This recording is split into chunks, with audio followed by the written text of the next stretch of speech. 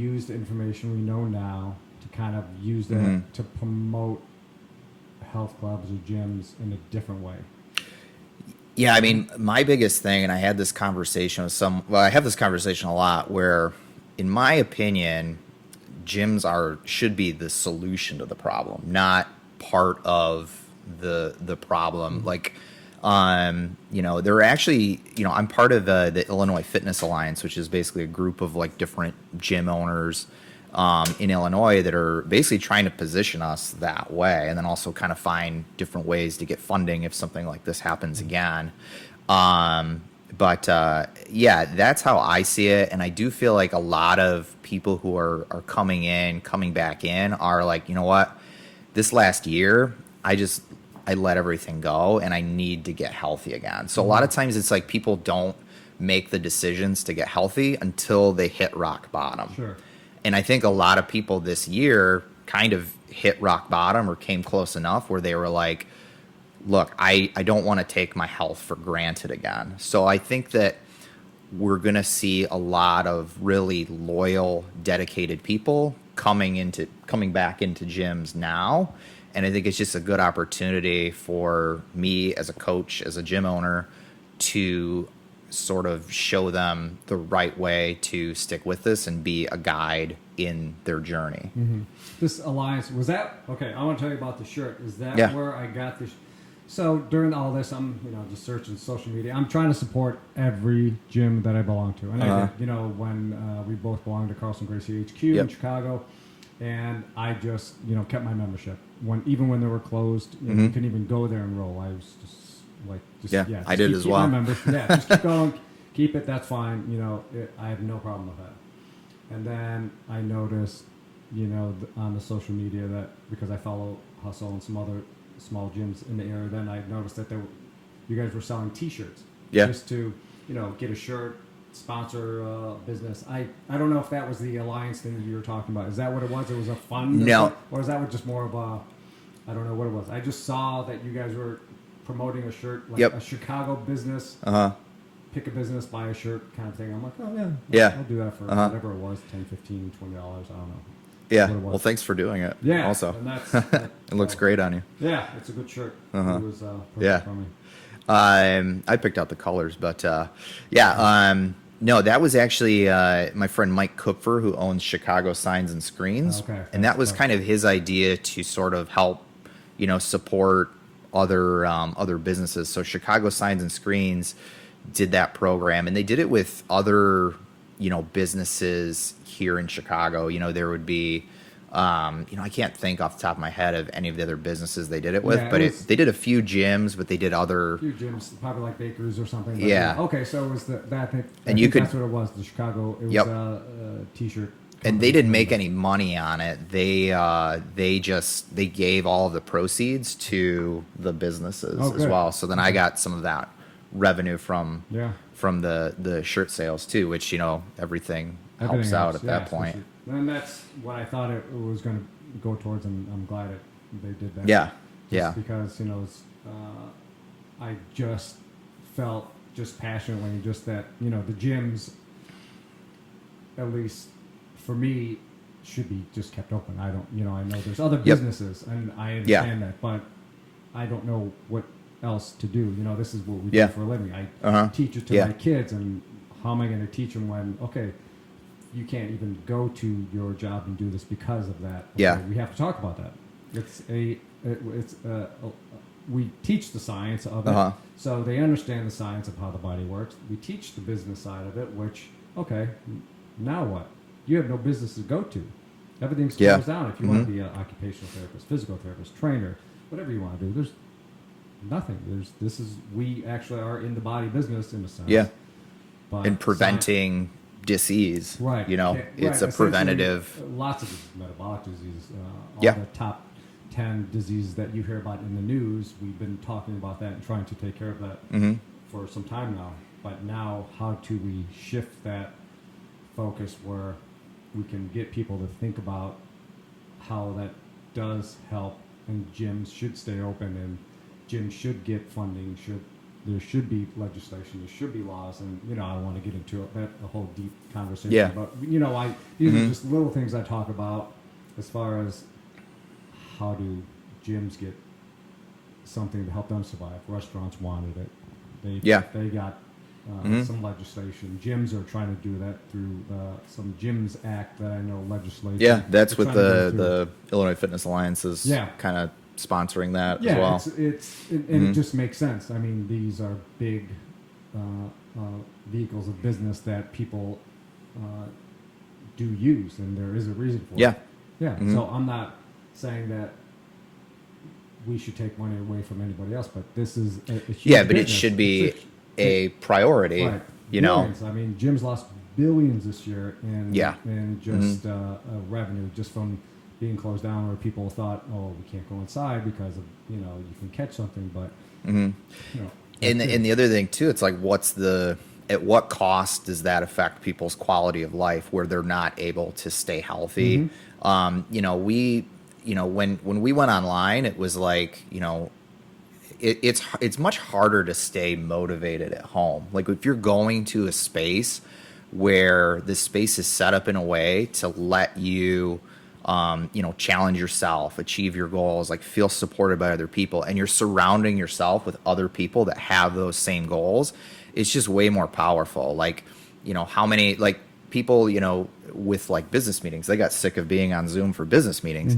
Imagine trying to work out to a point where you're trying to better yourself and, either correct things with your body, like as far as postural imbalances, or just get stronger. It's way harder to motivate yourself if you're at home.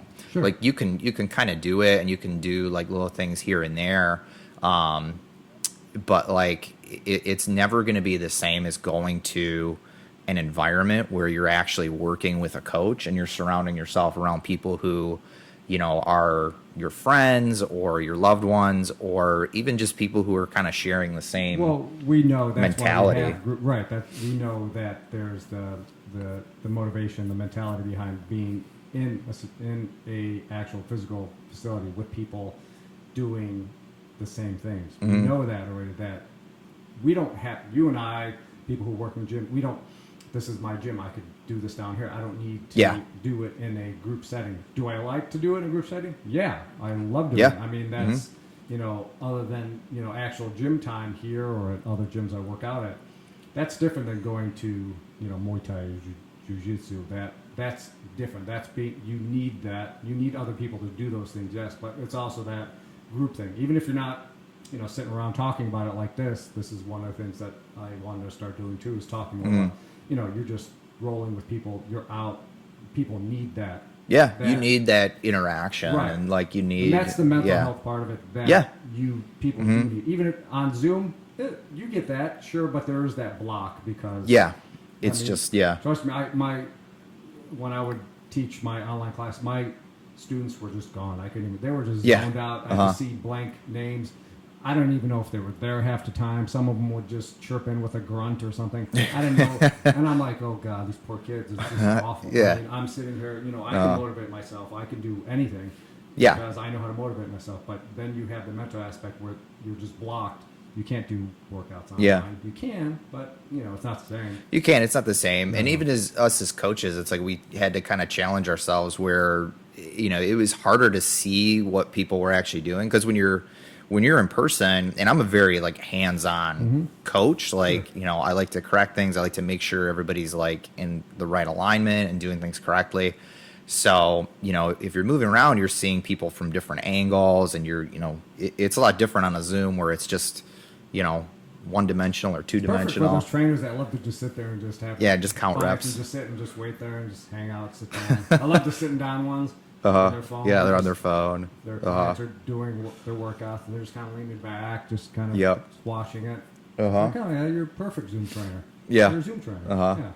Yeah. So, I mean, that's just the nature of the business. It is physical. I mean, you have to be in there and motivate, show people. I mean, they want that camaraderie. Some people don't. Some people, sure, they want to be in the group, but they don't necessarily, they're not. They don't need to be the most focused. extroverted Yeah, person, they're- but they just yeah. like being there. Yeah, they like being there and they like, feeding off everyone's energy. Yeah, I mean, when Gracie headquarters finally opened up again, I was, there.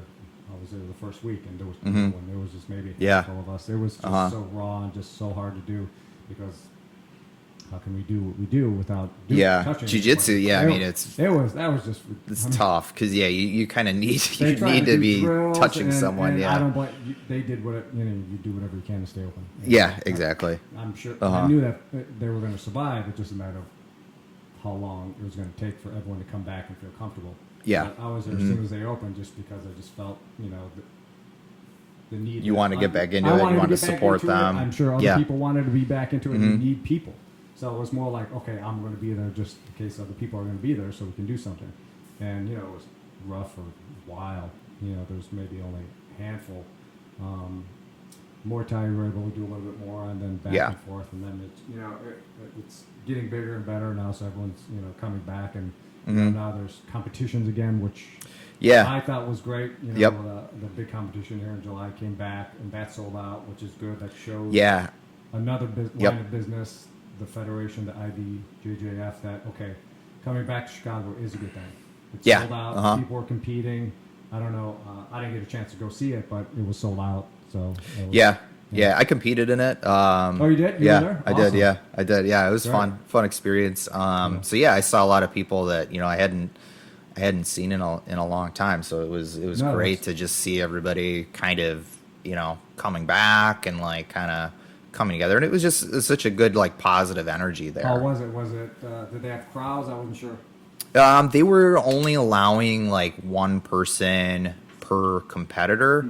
So yeah, I mean, it wasn't as, I don't think it was as packed as some of the other years where you have a lot of people around each mat. There was still some of that, but and they had like to change of venue too, because usually they have it in Chicago, but it was in the suburbs this time. So might have been an issue there. Slightly smaller venue. Yeah, I know they normally do it at Chicago State University, or have been doing it there the last 5-10 years or something like that. I think. Yeah, I like going there because they have a donut place nearby that I would. When I went to the tournament just to watch, there's a donut place nearby. I would grab some donuts and come back. So, but yeah, with our school, I'm sure there was a lot of people there anyways. So you pretty much knew everybody.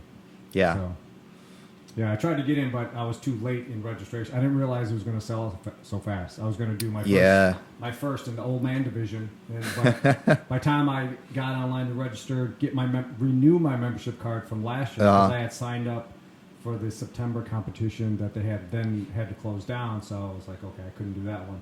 So this year I'm doing it, and then I go online to register, and it was already sold. It was already full Because I had to renew my membership first and then register. I'm like, there were a lot of people. Yeah, you do have it. Yeah, it's a little bit tricky because you had to get the membership, and then like 170-pound old man. They're going to keep open the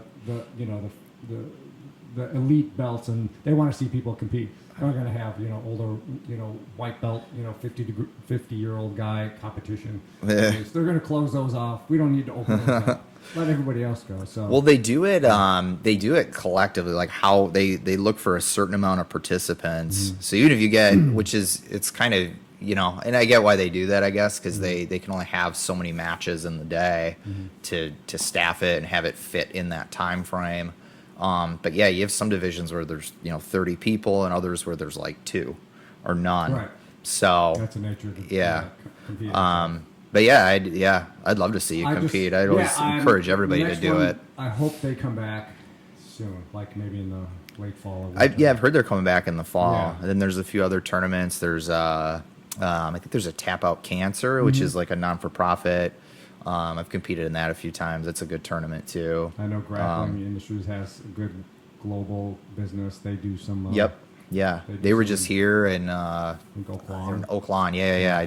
I went to that tournament. I coached a few people there. Did you? Yeah. They seem good. Like they get good business, but it's just, Yeah. I'm just glad they're coming back and able to do it. That's all that really matters. Mm-hmm. And same, there's Muay Thai fights coming back. Andre Madie's one of our instructors at Yeah. Carlson Gracie.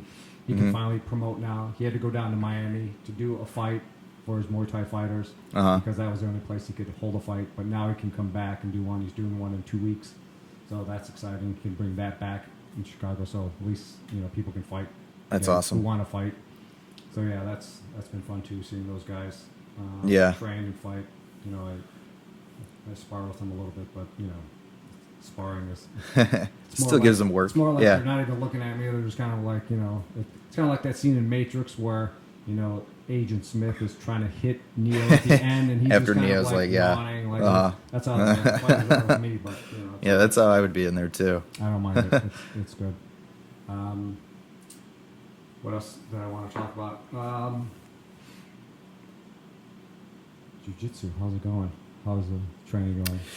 It's so I haven't actually trained in the last, it'll be like 3 weeks. Yeah. I'm hoping to get back next week, but we just moved. We moved out to the suburbs. Oh, you did? Yeah. Oh, you came into the city. I thought you lived in the city. I thought. Oh no. Well, wow. Yeah, 2 months ago no, we thanks for moved. coming into the city. I wouldn't. Oh, my pleasure. Yeah. Well, I usually like coming in. It's Yeah.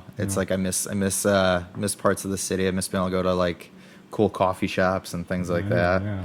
The city. Yes, we're liking the burbs so far. My daughter really likes it. That's right. How old is your daughter now? She is 2 1/4. 2. Okay. So how's Yeah. that thrown into the mix?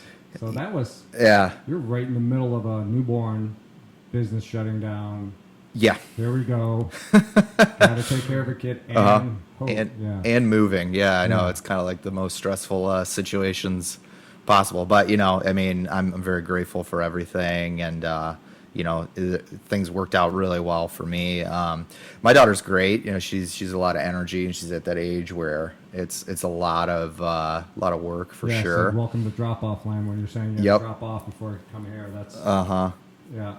Yeah, that's why I was a little bit late coming in today. Oh. Part of the reason, but Believe me, I have four boys, but they're all. I'm still doing drop off, but that's just routine. I don't even that's why, long as they're out of the house, I can get things done. That's the factor. Like right now, as long as they're out of the house, you can get business done. You can do things. Yep. So, yeah, it's definitely thankfully we have a good daycare that we take her to, and my wife and I both kind of my wife works in a school, so she's off for the summer now, but she works in a school, and then she also does private therapy on the side. So we're both pretty busy and just involved in a lot of things. So yeah, it's always nice to kind of drop Reese off and then be able to kind of train. The last few weeks we haven't really been able to do it because we've just been moving and getting the house together. But yeah, I'm looking forward to coming back into it this next week. yeah, it's just I like just the consistency, just being able to go there, and I'm finally at the point where I'm not as stressed about rolling. It's more like I'm still working on it. It's going to be a long time, and I don't mind that because I've done martial arts before. This was just finally a time I can just get into the jiu-jitsu and just take my time because there's no worry for me. So it's and even that there's still a stressful point of feeling competent in doing it.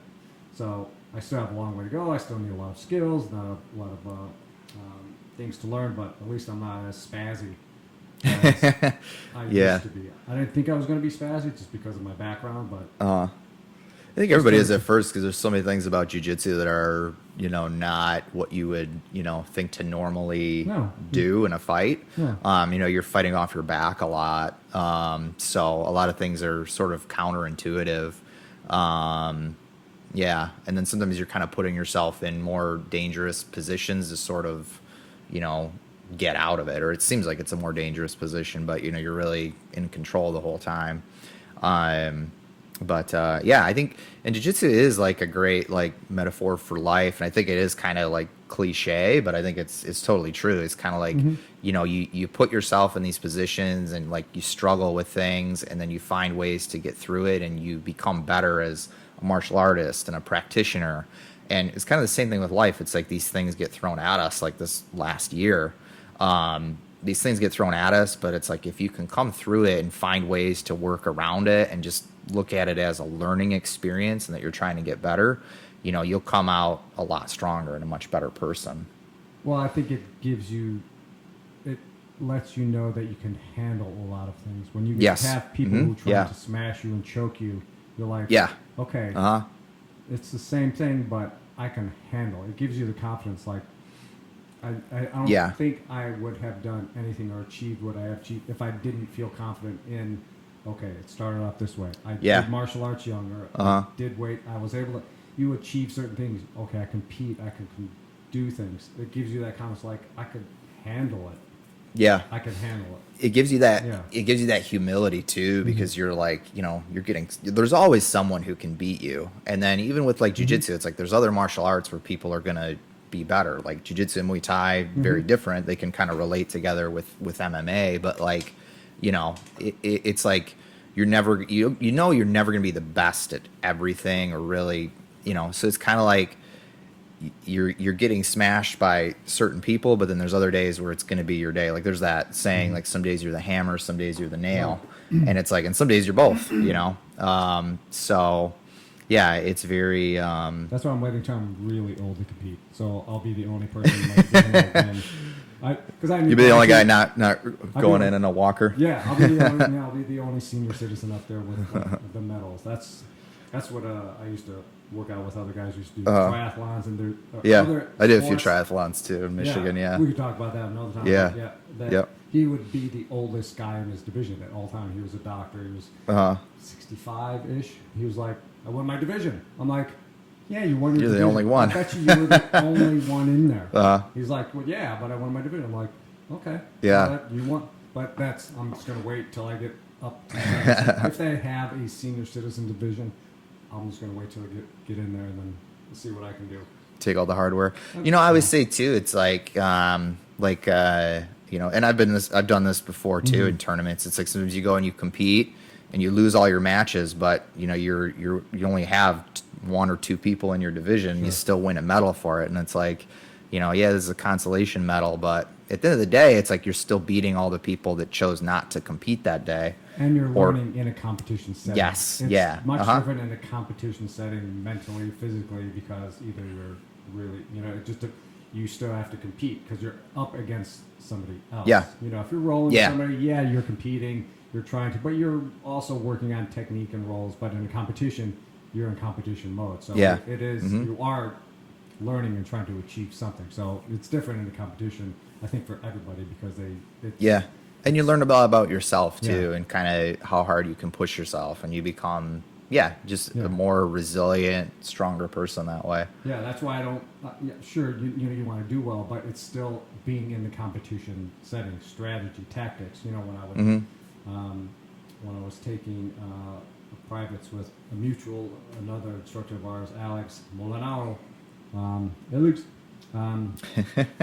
he just, you know, it's just about tactics, strategy, you know, how to kind of get into, you're not going to know everything, but try to, at least on my level, you know, just trying to have some kind of core skill that I can use over and over again, at least until I build confidence to learn more techniques and more. So, and that's kind of where I'm at now, where I'm ready to compete. I want to compete, and I'm okay that I know I still have more to learn, but I think I can, if I get in a competition setting, I'll feel what that feels like too, and I want to do that too. Because I remember junior, when I wanted to do it, maybe a couple of years ago, it's like, no, you're not ready yet. Give it another year. And I thought it was like, you know, joking, but it was like kind of joking. It was like, no, maybe in another year you'll be okay. You'll compete. And I'm like, okay. And then he was true. It was another year before I felt ready, too ready to even do it, and sign up and do it.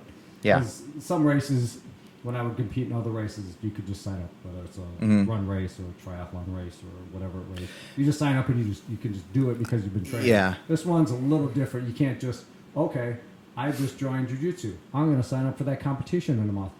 Yeah, it's No, like, you're well, not. yeah. It's not like a Yeah. 5K or something where you can just get off the couch and go. Yeah, I think as a coach, no matter what you're coaching, you always have to think first. The number one most important thing is always the safety of your athletes, of your members, of your clients, whoever you're working with. So, yeah, if you feel like, and with jiu-jitsu, it is, it's fighting. With boxing, Muay Thai, you're fighting somebody. That person's trying to, not kill you, but they're trying to. They're coming, right. They're coming at They you. have their goals too that Yeah. you're not privy to. Yeah. You don't know what they're going to do to you. So yeah, I think thinking of like safety is always like number one. And I think there's different mentalities to that. Like I think it's not wrong to tell somebody, no, wait a little bit. I want you to work on these techniques a little bit more. But I think it's also not wrong to say to somebody like, hey, you know what? If you really want to compete, like go out and do it. Because like at the same time, even if you, get your ass kicked, like, for lack of a better term, it's still a learning experience, and it can, elevate you to like, okay, what did I do wrong? And then you can like fix those things and then get better. So, I don't think either one is wrong. I think it depends I think person to person and coach to coach, but yeah. That's great advice too, because I've always wanted to talk about more people who compete about their first time competing, and I may have that as another discussion too. I want to talk about people who haven't competed and how to get into that, because that's great advice. You can't just go into it and do it. Yes, you can. You can sign up and do anything, but are you going to be prepared for it? How are you going to feel about it? Yeah. So that's just something, that's kind of a discussion I want to have another time with Yeah. again too, just like first time competing, just jiu-jitsu, Muay Thai, whatever it is, any kind of race. I want to have that discussion at some point. Maybe I'll have you back because I want to have a series of them. Sure. Yeah. Who do I'd love to different come back. Sports. Yeah. Because I know a lot of people who do different types of sports and just first timers. How you compete with it, and it is different doing first time other sports than first time combat sports.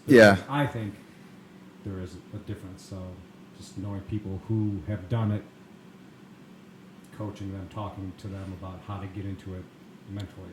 So that's kind of a discussion I want to have another time too. Yeah. Yeah. I had a kid who I think Ryan is 12, 13, but he competed for the first time in grappling industries last week. And it's funny, before he was going out, he was kind of like, I think I'm going to do really well because I train with all adults, because he's the only kid in this small class that I teach. And I said, well, they might be training with adults too. So, go into this thinking I can win, but it's going to be very hard. And I think that's the mentality you want to have. Like, I can win. Like, you want to have that confidence for sure, because if you don't, it's not going to happen. So you got to have, skill, right. yeah.